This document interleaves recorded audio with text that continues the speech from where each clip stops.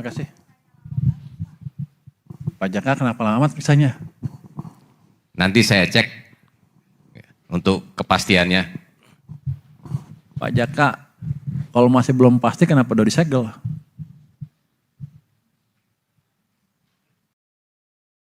Di pelabuhan itu bayarnya masih pakai dolar, gimana Pak? Apa penerapannya bisa dipakai rupiah atau gimana? Saya tanya dulu. Bayar pelabuhan masih dolar. Dolar. Masih Rupiah, dolar Pak. Pak, itu bisa pakai rupiah? Rupiah.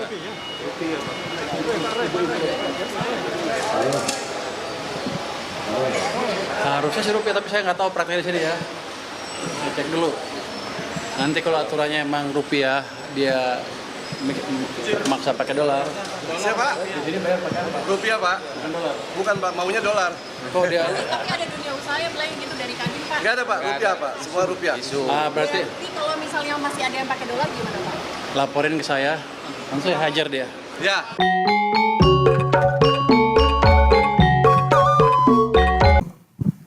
Jadi komitmennya kuat, maju terus, mundur juga maju kita. Ya, V, gimana V? Habis itu ya.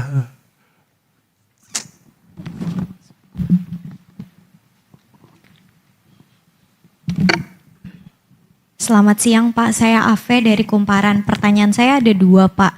Yang pertama, dari tadi kan Bapak udah ngejelasin kalau fiskal kita itu emang bagus ya Pak. Defisitnya juga udah mulai, defisitnya kecil sampai Mei. Tapi ternyata Pak di warteg-warteg itu lagi ada fenomena orang-orang tuh beli lauk nggak nyampe 20.000 Pak. Terus kayak orang-orang yang belanja di warteg tuh sekarang berkurang Pak. Jadi pemilik warteg itu omsetnya turun sampai 50% Pak. Mereka tuh ngeluh karena katanya harga-harga makanan, harga-harga bahan makanan nih naik Pak. Nah jadi kan ternyata pelemahan rupiah itu juga berpengaruh ke daya beli yang ada di kelas bawah itu ya Pak, yang warteg itu. Nah gimana Bapak bisa menjelaskan tentang kondisi fiskal ini yang bagus kok fiskalnya, tapi ternyata masyarakat tuh masih ngerasain dampak dari pelemahan rupiah ini Pak. Jadi mereka tuh beli warteg tuh sekarang nggak ada yang mesen pakai tongseng, pakai apa itu nggak ada Pak. Mereka datang pesennya saya mau pesen paket hemat 18.000 gitu Pak. Paling mahal tuh 20.000 kalau kata orang-orang warteg. Mungkin bisa dijelasin Pak dengan bahasa yang mudah diterima oleh masyarakat. Gini, hal itu mungkin terjadi, cuman sampel Anda berapa warteg? Itu kan bisa gitu, kan saya bisa cari warteg yang sini mungkin jelek, mungkin 5 warteg. Tapi mungkin aja dia kalah bersaing, sana lebih bagus, pindah ke sana. Itu yang kita mesti hati-hati. Saya sih akan investigasi betul nggak seperti itu. Saya baru dengar sekarang tuh, mungkin warteg tempat Anda aja kali. Mungkin Anda yang berespresnya 20.000. Enggak Pak, kalau dari asosiasi warteg juga mereka bilang kalau misalkan omsetnya tuh turun kalau dari asosiasi Pak. Nanti saya cek lagi, tapi mesti hati-hati ya. Kalau asosiasi kan namanya juga pedagang, ingin sesuatu, kita mesti hati-hati. Tapi kalau data yang lain kan kelihatan yang agregat itu tumbuhnya kencang semua. Belanja juga semuanya kencang, yang retail index kan betul-betul, yang mandiri itu kan orang belanja betulan kan.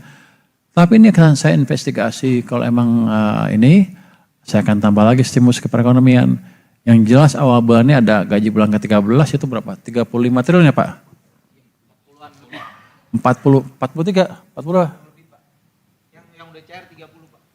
Yang udah cair 30, yang akan masuk 40. Itu akan memberi daya beli tambahan ke mereka, harusnya wartegnya ke depan nggak itu lagi ya. Tapi Anda pastikan semua warteg seperti itu. Tapi kalau kita jalan ke kampung-kampung semuanya rame loh. Kemarin saya makan cabai hijau masih rame. Ayam cabai hijau loh. Itu jadi hati-hati menerjemahkan data. Saya bukannya anti, saya akan periksa. Tapi jangan Anda sampai simpulkan 1 atau 2 di tempat situ, 1 tempat, terus artinya semuanya seperti itu. Belum tentu. Saya pernah dikritik sama profesor saya ketika melakukan hal seperti itu. Saya buat model ekonometri waktu di Amerika ya. Terus saya run, terus hasilnya ini dipengaruhi oleh A, B, C, D. Jadi ini pasti betul Pak. Dia bilang kamu melakukan fishing expedition. Maksudnya apa?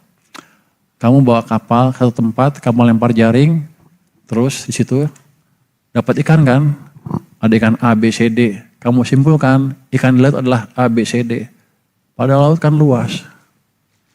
Itu yang harus kita cegah. Makanya saya hati-hati menerjemahkan data. Saya waktu dulu dikritik abis seperti itu, terus saya tanya, kalau gitu Pak, gimana cara memecahkan masalah seperti ini? Kamu harus buat model matematiknya, baru bisa pecah. Baru bisa bertanggung jawab datanya. Jadi itu. Jadi pelajarannya adalah hati-hati melihat data. Satu tempat belum tentu menggambarkan semuanya. Makanya kita punya BPS, Badan Pusat Statistik, untuk menangkap data-data seperti itu sehingga melihat pertumbuhan ekonomi secara agregat atau secara lebih akurat.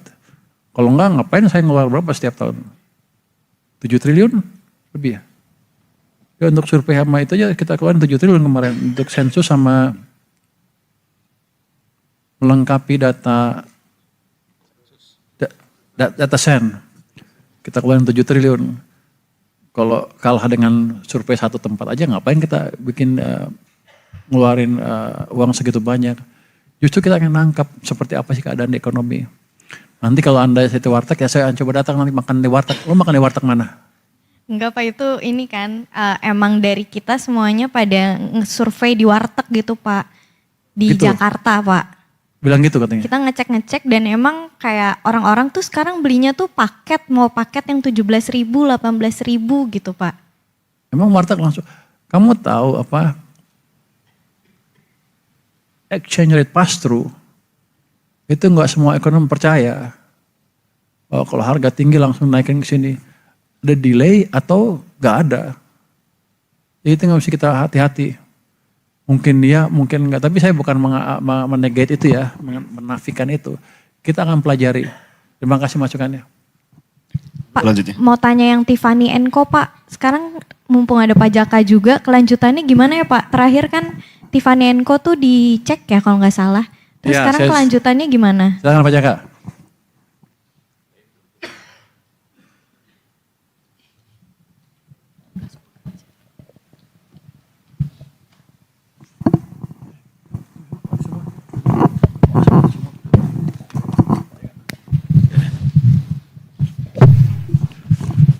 Terima kasih Pak Menteri terkait dengan perkembangan Tiffany & Co. Saat ini sedang dilakukan penelitian ataupun audit bersama ya, dilakukan oleh Direktur Audit dan sampai dengan saat ini kita belum menerima hasilnya. Demikian Pak. Jadi kita masih bingung Mbak. Lu kok nggak jelas? Ya udah nggak apa. Nanti saya masih dilakukan pemeriksaan secara mendalam apakah Tiffany melakukan pelanggaran karena pasti akan diteliti dokumen impornya. Ya. Demikian. Oke, makasih. Pak Jaka kenapa lama misalnya? Nanti saya cek untuk kepastiannya. Pak Jaka, kalau masih belum pasti kenapa udah disegel?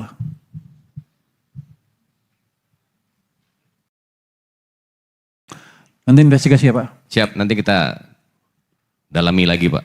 Oke, jadi itu nanti saya investigasi ya Mbak ya. Terima kasih pertanyaannya. Mas. Baik. Ya Pak, terima kasih atas kesempatannya Pak. Saya Wildan dari DDT. Terkendali. Itu aja. Komoditas yang menumpuk tadi apa? Saya nggak lihat satu-satu. Tapi saya lihat tadi ada bahan baku kulit. Tapi nggak numpuk sih. Saya nggak tahu yang mana numpuk ya. Tapi yang saya lihat tadi bahan baku kulit, under the blender, ada lagi matras karet. Yang terakhir ada marmer atau batu grandis aja di situ lah dari Cina. Itu bukan menumpuk ya. Saya nggak tahu itu yang menumpuk apa enggak. Tapi kita percepat semuanya supaya balik ke level normal. Terima kasih. Itu rakor ya? Iya rakor. Jadi kita memastikan kebijakan fiskal dan moneter berjalan searah untuk memastikan ekonominya tumbuh dengan baik. Fiskal akan lebih fokus ke kebijakan fiskal, moneter lebih fokus ke kebijakan moneter.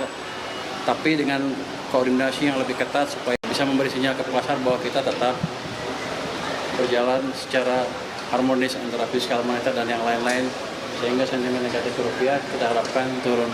Pak, peningkatan remunerasi tadi katanya penjelasan BI Pak itu untuk ini Pak dari penerimaan nilai tambah ini. Enggak, itu teknikal nanti Pak Peri yang akan jelaskan. Kira-kira begini. Oh, itu urusan moneter, biar Pak Ferry yang jelaskan. Tapi yang jelas dengan kebijakan moneter saya nggak akan dirugikan gitu aja. Jangan sampai saya bayar bunga lebih ke pembeli bond saya ketika saya melakukan isu itu. Tapi akan berapa untuk meringankan beban fiskal? Penyesuaian apakah ada target Pak? Kalau saya sih bilangnya sama. Tapi yang jelas dengan itu Bank Sentral bisa lebih leluasa melakukan kebijakannya, kira-kira begitu. Pak Purbaya, ini banyak dunia usaha yang pernah bilang bahwa kalau misalnya di pelabuhan itu bayarnya masih pakai dolar, gimana Pak? Apa penerapannya bisa dipakai rupiah atau gimana? Saya tanya dulu. Bayar pelabuhan masih dolar? Dolar. Masih dolar Pak, itu bisa pakai rupiah? Rupiah.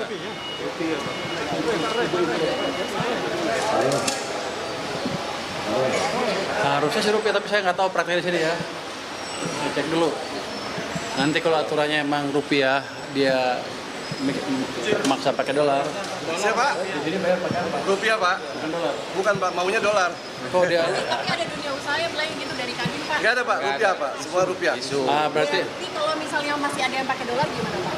laporin ke saya, nanti saya hajar dia. Ya, Oh, lu gede, tentara nggak bisa ngajar gua. Gua aja. siap. Nah, kita beresin. Tapi secara peraturan harusnya rupiah, dan ini kan Indonesia. Alat transaksi yang diakui adalah rupiah memang. Jadi kalau ada dolar, ada penyelewengan, kasih tahu kami akan tindak. Pak, mungkin itu shipping kali Pak. Kalau yang dolar tuh yang shipping lain Pak. Oh, di luar sana melayan. Di sini. Oh, salah Sini nggak berarti. ada. Rupiah Mbak. Anda informasi salah kali. Kadin. Pelaku usahanya Enggak Mbak, kalau di sini tuh semuanya rupiah, kecuali mungkin yang shipping lain, karena untuk THC, CHC itu pakai dolar mereka. Tapi dikonversi ke rupiah. Kalau di kita nggak ada dolar. Kalau dolar boleh juga, tapi nggak mungkin Mbak. Saya dimarahin sama Pak Menteri nanti Pak. Ya, nanti rupiah melemah, gua susah Jangan lagi. Cinta rupiah Pak. Ya, kita, Pak. kita cinta rupiah semua. Lu punya dolar juga ya? Punya dolar dia. Oke, lagi? Pak, yang Menkyu kan sebagai pengawas juga DSI, Pak, katanya ikut istilahnya soal penyaringan manajemennya. Sekarang udah ada nama-nama baru belum? Kayak manajemen DSI. Saya belum ikut menyaring nama-nama manajemennya. Jadi saya nggak tahu itu. Tapi nanti kalau disuruh kita kerjakan. Padahal sih belum. DSI kan harusnya itu kan sebetulnya kan semacam private entity, dia jalan sendiri terpisah dengan pemerintah. Jadi yang mereka kerjakan terpisah sama punya saya. Cuman saya di atas mungkin nanti pengawasan mungkin ya. Sekarang sih belum resmi, jadi nggak tahu. Di Pelabuhan Tanjung Priok Jakarta Utara. Tadi sempat kami tanyakan apa kemudian alasan barang ini menumpuk di Jakarta Utara, di pelabuhan khususnya. Menteri Keuangan Purbaya Sadewa tadi mengatakan memang informasi yang ia dapatkan dari Dirjen Bea Cukai dan juga dari pengelola dari Tanjung Priok Jakarta Utara ini mengatakan memang bahwa kondisinya saat ini akibat dari impor yang menumpuk pada bulan April, yang kalau kita melihat dari net ekspor impor kita itu memang di bulan April itu terjadi peningkatan impor sekitar 22% jika dibandingkan dengan bulan-bulan sebelumnya. Sehingga ketika di bulan April kita ngelihat net ekspor kita masih surplus sekitar 90 juta. Tetapi kalau lihat dari pos impornya memang sangat meningkat drastis sekitar 22%. Ini bisa dipicu dengan masuknya barang-barang di bulan April 2026 ini jika dibandingkan dengan bulan-bulan sebelumnya dan juga periode yang sama di tahun 2025. Namun tadi Menteri Keuangan Purbaya Sadewa mengatakan ia cukup ragu dengan alasan yang kemudian disampaikan oleh pihak pengelola dari Pelabuhan Tanjung Priok Jakarta Utara mengenai tingginya impor yang masuk di bulan April. Menurutnya ini tidak menjadi sebuah alasan untuk kemudian membuat atau menyebabkan produk-produk ataupun barang-barang ini menumpuk di Pelabuhan Tanjung Priok Jakarta dan mengakibatkan barang yang akan masuk nantinya akan kesulitan. Sehingga tadi Menteri Keuangan Purbayudi Sadewa meminta agar untuk pengelola dari barang yang ada di Pelabuhan Tanjung Priok ini untuk dikelola lebih cermat lagi dan lebih cepat lagi dengan menambah shift kerja 24 jam per 7 atau selama 7 hari full untuk melakukan pekerjaan dengan ditambahkan shift-nya. Dan ia juga mengatakan bahwa jika ada kekurangan orang nanti akan ditarik dari pelabuhan-pelabuhan atau tim lainnya, mungkin dari Surabaya dan beberapa daerah lainnya untuk kemudian ikut memantau dan juga membantu proses dari barang-barang, penumpukan barang impor yang ada di Pelabuhan Tanjung Priok Jakarta Utara saat ini.